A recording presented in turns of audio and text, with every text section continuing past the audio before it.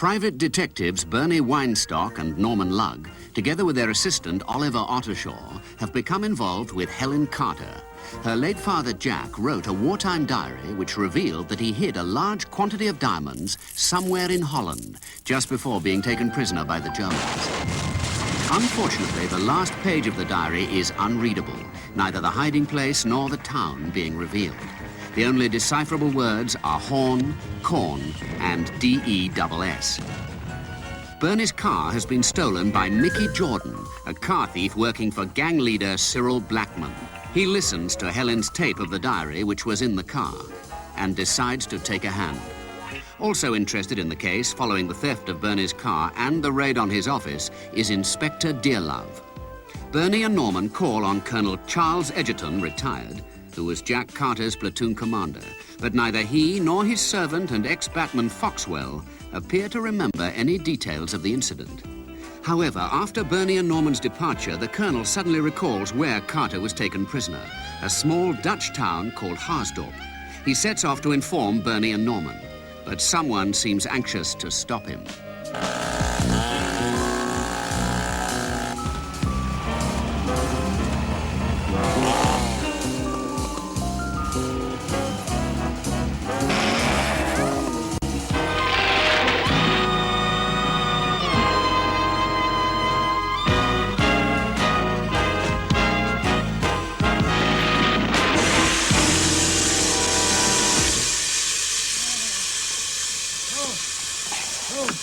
You all right, Colonel?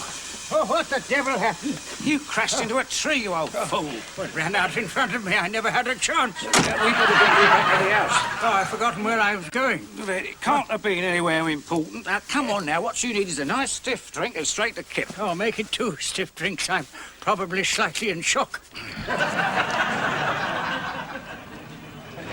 Not alone rubbish. Now look, I've been backing horses for the last 25 years. I don't care if you've been breeding the beggars. I remember that derby very well, and I know what I'm talking about, see? Excuse me, could I have some more change? I don't care what you say, Steve. The winner of the 1953 derby was Pinzer. I've got a quid says you're wrong. Pearl Diver was the winner. You're on. I'll look it up in the records. Right. Look, I don't want to interrupt your little discussion, but I could save you that trouble, being a bit of an expert at the sport of kings. Oh, jockey are you, or just a punter? Oh, I like a bit of a wager now and again. Well, he's got to be a bit of a gambling man. He's put 15 quid in that fruit machine already. In that case, we'll take this gentleman's word to resolve our little bet, right? That'll suit me. No, sir. Well, there's no doubt in my mind at all. I mean, I remember it well. The winner of the 1953 derby was definitely... What was this you said? Pearl Diver. And you'd be 100% right. Yeah, Pearl Diver it was, yes. That's a quid you owe me, then. Change you wanted, was it, sir? That's right, yeah.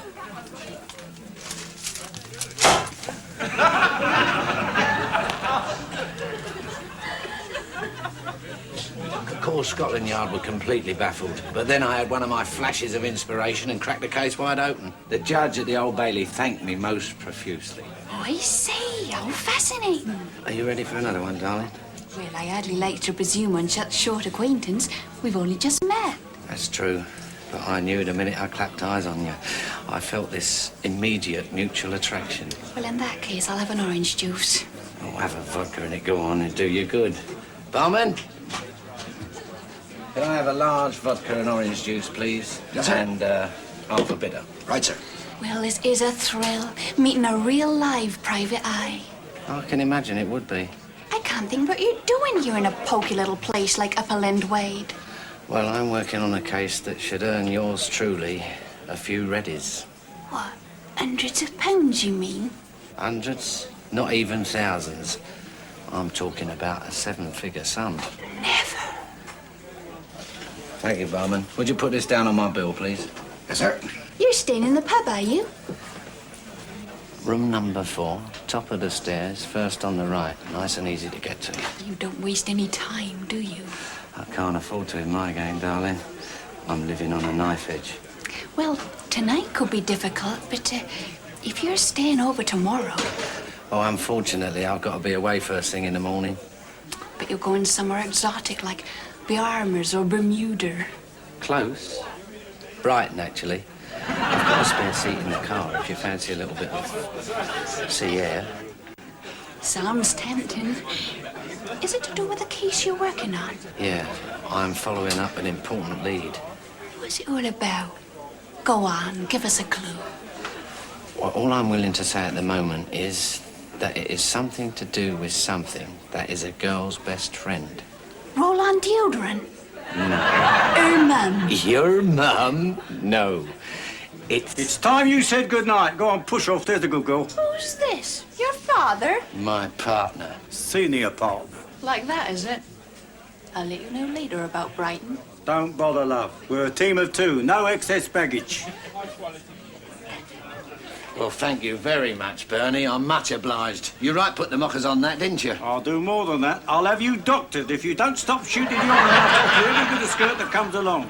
What did you tell her we were going to Brighton for? It didn't do no harm. She's only a local bit of crumpet. Never mind. Keep your trap shut. I'm sorry, Bern. Forget it, mate. I know your problem. If I were married to your missus, God forbid, I'd put poison in her tea. She wouldn't drink it. I'll drink it myself. Can I offer you gents a bevy? Oh, hello, Mr. Foxwell. Oh, that's very kind of you. Do the honours, Jim, will you? Yes, sir. Colonel remembered something, has he? Oh, I shouldn't rely on his remembering anything, sir. The old boy's not too bright upstairs these days. Oh, I'm not surprised. He's more pickled as a jar of onions. Strange I can't remember more about it myself. Wouldn't seem to be important enough for a big-time writer to go to all this trouble. No, well, we just follow instructions, Mr. Foxwell. Yes. Yes, I suppose so.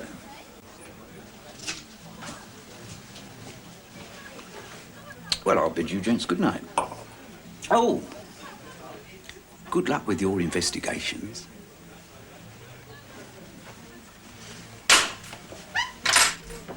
What's he sniffing around for? He was doing a bit of digging there. Did you notice? I reckon there's more to Mr. Foxwell than meets the eye.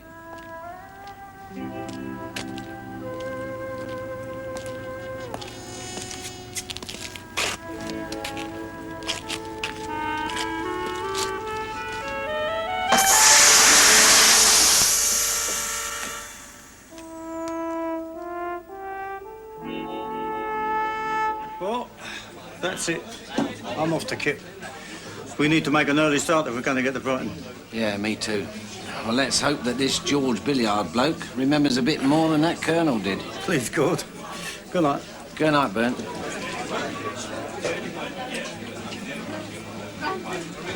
Good night, mate. Good night, sir. Excuse me, sir. Oh, yeah? Are you the gentleman from room number 5? That's correct, yes. I've just put a hot water bottle in your bed. Oh, that's very kind of you. Would you like an early morning call? Yes, 7 o'clock, please, and a pot of lemon tea, toast, and a copy of the Jewish Chronicle. We'll do our best, sir. Oh, before you go, I wonder if you'd mind turning down my bed. I'm not very good at that sort of thing. If that's what you'd like, sir. Did you know I'm a private detective? I'm working on a very important case. Are you really, sir? How interesting. Oh, I'd love to hear about that. You will, love, you will. Oh, good night, Norm. Sweet dreams. You dirty, rotten basket.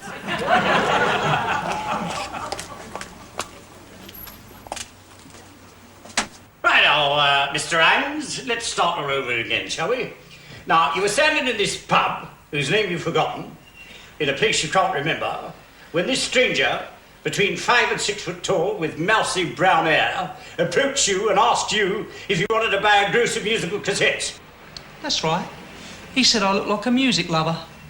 He got you taped, all right. Get that, Frisbee? Cassette tapes? Yes, sir, I get it. Good job they weren't LPs, otherwise you'd gone down on your record. What about those 300 pairs of tights we came across in your wardrobe? They're nothing to do with me. I'm just looking after them for a mate of mine. I suppose you're going to try and tell us they were transvestites. Now, come along, Mr. Ames. Why don't you live up to your name and spill the beans? Because you're in the soup, you know. I hope you don't think I got a sauce asking, but it's taken us a long time to catch up with you. Get the blower, Frisbee. Frisbee. Hang on, love, I'll call him for you. Sheila Holmes in the blower for you, sir. I wonder where she got to. Hello, Sheila. Where are you? Never heard of it. Worcestershire? What are you doing up there? I followed Weinstock and Lug as you instructed, sir. And incidentally, you're right. They're being tailed by someone else. I spotted Mickey Jordan hanging around the pub where they're staying. Oh, now that is interesting. I managed to engage Lug in conversation during the course of the evening. It wasn't difficult, mind you. He kept touching my knee and trying to get me up to bed. Obviously fancied a copper warming pan. Get it, Sheila? Copper? Hilarious, sir. Did you learn anything else interesting from the conversation? Well, it could be a lot of hot air. But they did say that the case they're working on involves a 7-figure sum and has to do with something that's a girl's best friend. Diamonds. Diamonds are a girl's best friend. Oh, well done, Sheila. Any ideas of their future movements? They're going to Brighton. Brighton? Tomorrow. Tomorrow? Ford Cortina, license number... Hang on a minute. License number SUD558G. Good work, Sheila. Go on the Brighton CID first in the morning. Ask them to watch out for that car and keep the occupants under elbow. Right, sir. Now let's start all over again, shall we, Mr. Hines?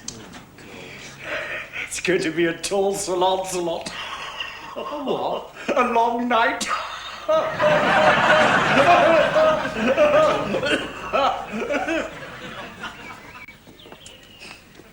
Well, with a bit of luck, we should be in Brighton by lunchtime. Oh, stop sulking, Norm, will you? Just because I pulled a bird and you didn't. I could have done if it hadn't have been for you. You even had the nerve to use my line of chat. Oh, I'm always willing to learn from a master. Anyway, I'm a bachelor. You're a happily married man. Happily married to her. The neighbours reckon I'm cohabiting with a donkey. Remind me to stop and get some petrol, will you, Bern? Yes. While you're down there, you better get some new tyres as well. Oh, that's nice, isn't it? Slashed. So's this one, too. We better go down to the local garage, I suppose. Yes, probably them that did it, trying to bump up business. Oh, bang goes our early start. Be lucky if we get there by tea time. 1 o'clock Thursday, yes, OK. Now, Malcolm, I believe you have some merchandise you wish to show me. I have indeed, Mr. Blackman. I think you'll be quite impressed.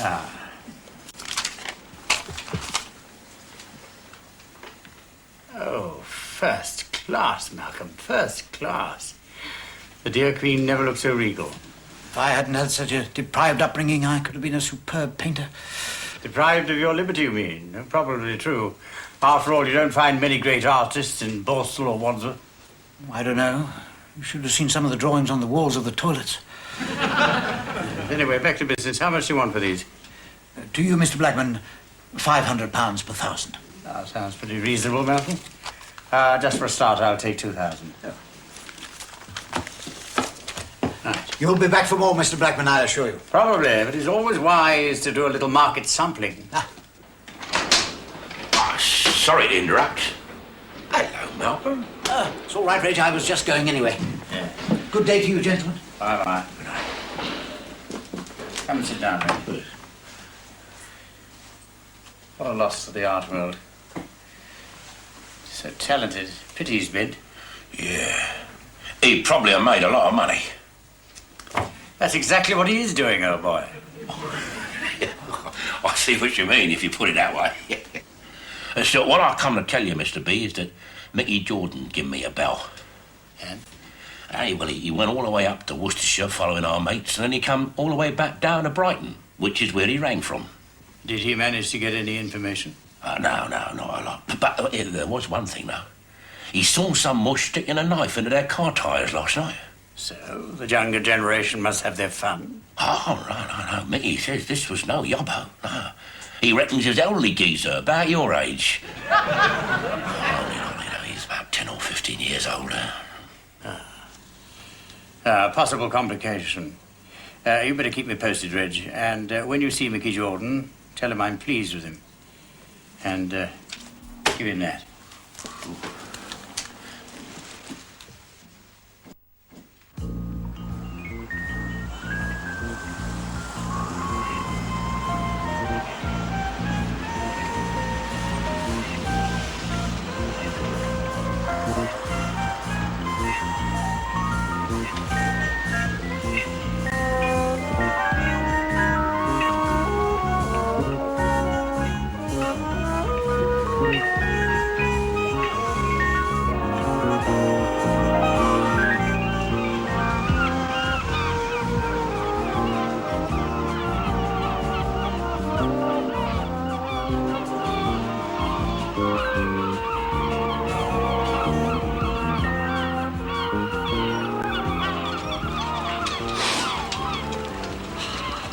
Blasted seagulls are a flaming nuisance. Look at it. I thought you were a great bird lover, supporter of the Wildlife Fund. So I am. Just because I like them doesn't give them permission to poop all over me. It's supposed to be lucky. And lots of good fortune to you, my friend. May you wind up wearing a white suit. Beautiful vessels these are, aren't they? No, they're not. They're symbols of the rich and privileged. Toys, playthings of the upper classes. It makes me sick. Me too. Especially when they heave up and down and roll from side to side. Oh, excuse me. We're looking for a yacht broker by the name of George Billiard. Oh, the commander, you mean? That's him over there. Tremendous type, XRN. Had a hell of a war, you know. A question occurs to me. How could a geezer who was a sergeant in the Royal Wessex Regiment end up as a commander in the Royal Navy? Perhaps he was moonlighting. Oh, Mr. Billiard. Commander Billiard, old boy. George Billiard? Yes, that's right. Oh, now that is funny. We must have our lines crossed somewhere. You see, we're looking for a George Billiard who was a sergeant in the 1st Battalion of the Royal Wessex Regiment. Who are you? Our Carl. Well, gentlemen, what can I do for you? Oh, Colonel Edgerton said you might like to have a chat with us. Oh, I see. Well, we can't very well have a chat here, can we? Harry, you ready to take her out?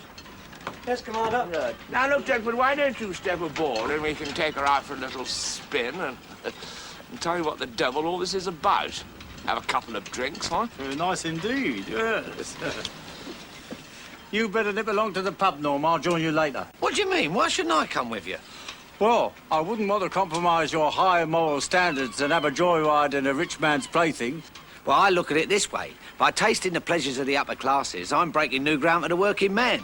Pioneering, as you might say. Oh, the real Keir Hardie spirit, eh? Cast off, will you, Geoffrey?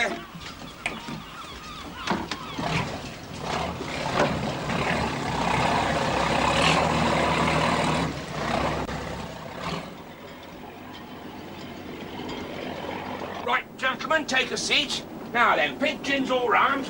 No thanks. I'd rather have a whiskey. I can't stand gin. Oh, neither can I, to tell you the truth. But I've had to drink the damn stuff for years to keep up this navy front of mine. You see, gentlemen, I'm not really a naval commander at all. I've been sailing under false colours. Only for business reasons, you understand. You see, gentlemen, I sell boats. And the people who buy them would rather do business with an ex-naval officer than an ex-army sergeant. Well, that's perfectly understandable. Business is business. After all, you're not doing any harm. Then you won't reveal my little secret. Of course not, Commander. You know, gentlemen, I really do appreciate that. Now, listen, why don't we drink up and go up on deck? We might as well benefit from a little sea air. Why not? Cheers.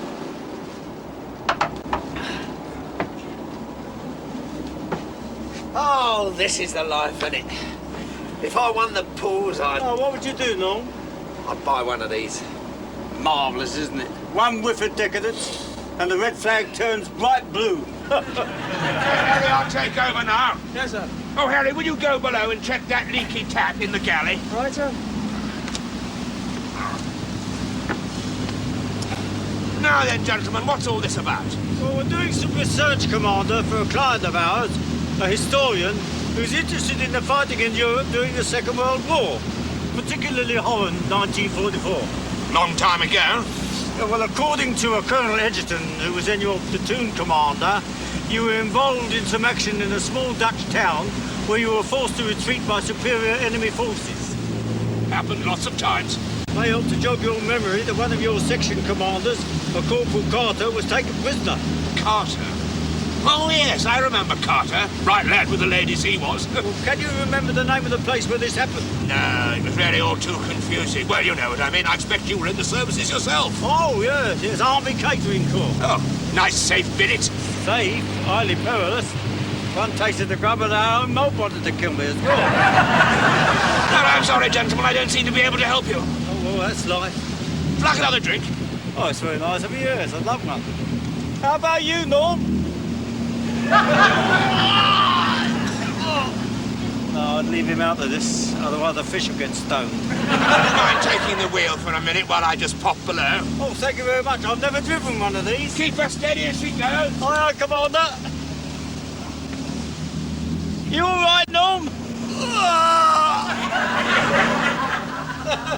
That's right. I'd like to see you enjoying yourself. What about that's for?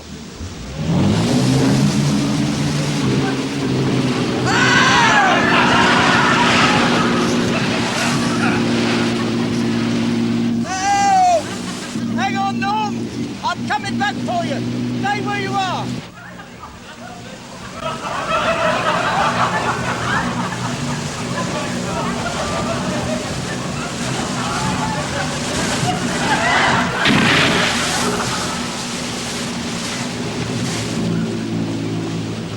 You damn fool!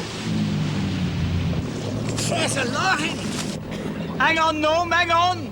Don't go under, you still owe me a £5. Typical. You can't even drown with dignity. I must take full responsibility, Commander. No, not to worry. I'm afraid you've had rather a wasted journey. Oh, that water was cold. Yes, well, now you know what the rich have to put up with. It's not all cakes and ale. What did you tell him, George? Not a word, Foxy. But I'm very glad that you were the first to arrive, or I might have said something I shouldn't have. Had trouble with their car, didn't they? Foxy, are you sure that there are diamonds involved in all this? I overheard them talking, and it all adds up. You remember Jack Carter stuffing something into his battle dress in that jeweller's shop, don't you? I thought he was liberating a couple of watches. So did I. Till them two turned up. Foxy, what are we going to do? Well, I think we get aboard one of your nice little boats, take a trip across to Holland, and do a recce at Arsdale. It's a good idea, Foxy. We'll sail on the evening tide.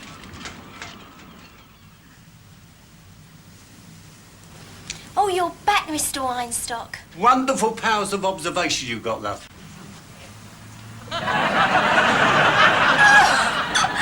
Oh, my God! Why are you wearing your little brother's suit, Mr. Lugg? We were at the seaside and he went for a paddle. How could that make all his clothes shrink? We were 3 miles out at sea at the time. You may think it's a great joke, but I could have died, you know. It's the story of my life, so near and yet so far.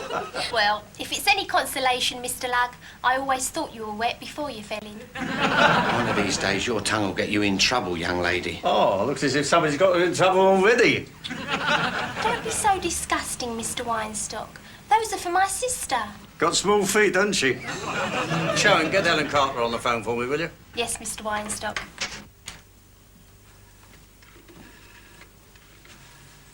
What you reading, Ollie? Sherlock Holmes. Oh! Oh, I like to see a man study. If we get a case involving Professor Moriarty, you'll be in charge. Sorry, Mr. Weinstock, we've been a bit quiet last few days. Might come a time when we could dispense with your services. Give it a rest, Norm. Hello. Oh, hello, Helen. This is Bernie Weinstock here. I was wondering if we could come round to your place tomorrow after lunch and have a little chat. Right. See you then. You better come as well, Oliver. What are you staring at me for? It's your clothes, Mr. Lugg. They look rather strange. It's his tailor. He's gone metric and he hasn't got it right yet. So the situation is, Helen, we're no further forward than when we started. No further forward. That's right. I mean, the people we've interviewed so far, I can't remember a thing about it. I can't remember a thing. So it seems we've come to a dead end. Dead end. My thoughts exactly. Are you saying that we ought to give it up as hopeless? Yes. No, we wouldn't say that. Well, not in so many words, no. Perhaps, Miss Carter, you might have some apparently trivial piece of information which could give us a lead. This boy must be telepathic. I was going to say just the same thing. Look, so was I. I don't think so. I went through my father's papers very carefully. Unless... No. Come on, Ellen, we're the professionals. Let us be the judge. Well, there's a photograph of a young Dutch woman who seems to have been a close friend of Daddy's during the war. Don't sound very significant, do it? It could be. On the other hand, you never know. To my darling Drex Eriols, Greta, 1944. What was the address on the back? 241 Arnoldstraat, Amsterdam. If that lady's still alive, she might know something of the circumstances surrounding Mr. Carter's capture. Once again, the lad echoes my thoughts. It may be a long shot, Ellen, but a visit to Amsterdam might pay off. I hope you're prepared to pay the fares, Bernie. No, we'll go Dutch. I say that's very good. Oh, shut up. I've just had a thought. I could borrow an aircraft from the club tomorrow and fly you over to Holland myself. Oh, that'd be great, wouldn't it, Norm? I prefer the pilot with a big moustache, smoking a pipe and gold braid round his cap. Oh, well, whatever turns you on. Perhaps you'll pick me up at about 8:30. Yes, I'll send my chauffeur. Are you coming to our little meeting at the church hall tonight, Bernie? What meeting was that? Oh, you mean the Music Lovers Appreciation Society? No, I'm afraid not. No, I mean, if we're going to Amsterdam, I've got a lot to do. Come on, lads. See you tomorrow, love.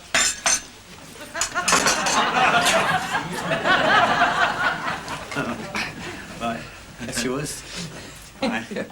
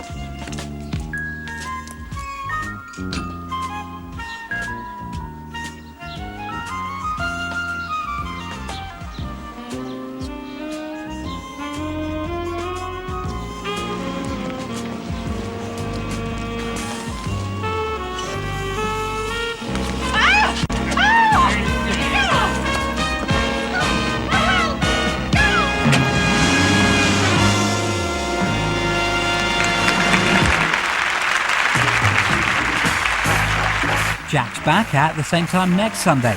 Coming up in 15 minutes or so, Poirot, and that's after an extra treat, which is coming up next.